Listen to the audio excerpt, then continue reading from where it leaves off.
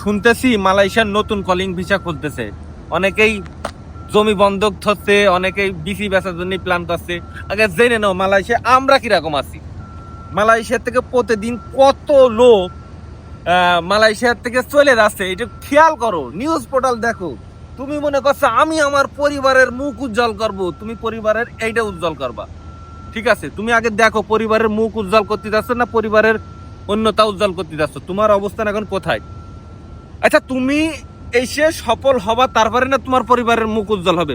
তাহলে যারা সফল হওয়ার জন্য মালয়েশিয়ায় পৌঁছে গেছে, কাজ করেছে, তারা কেন মালয়েশিয়া থেকে আসে অন্য দেশে ফিরে যাচ্ছে? তুমি হাজারো হাজারে বাংলাদেশি দেখো জেলে পড়ছে, হাজার হাজার বাংলাদেশি ভাই দেখো জরিমানা দিয়ে বাংলাদেশে চলে যাচ্ছে। তাদেরকে তুমি দেখো, শিক্ষা নাও, শিক্ষা নিয়ে তোমার পরিবারের মুখ উজ্জ্বল করতে আসো। পরিবারের মুখ উজ্জ্বল করতে জানো, পরিবারের ধ্বংস করে দিয়ে না ভাই। দুনিয়া এখন খুবই সহজ, সবকিছু হাতের মুঠোয় আছে। লেখো মালয়েশিয়ার ভিসা আপডেট, মালয়েশিয়ার প্রবাসীদের তথ্য, সবকিছু চলে আসবে। তুমি তাদের কথাবার্তা শোনো।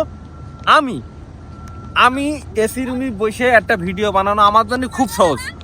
আমি দেখো জঙ্গলের ভিতরে কলাই, সেটার একটা ছবি দিলে আমি দিই, আমি কাজের ছবি দিই, আমি বিভিন্ন জিনিস শিখাই, কনস্ট্রাকশনে কাজ করার মেশিনারি মেরামত শিখাই, গাড়ি চালানো শিখাই। তুমি আমার ভিডিওই দেখো।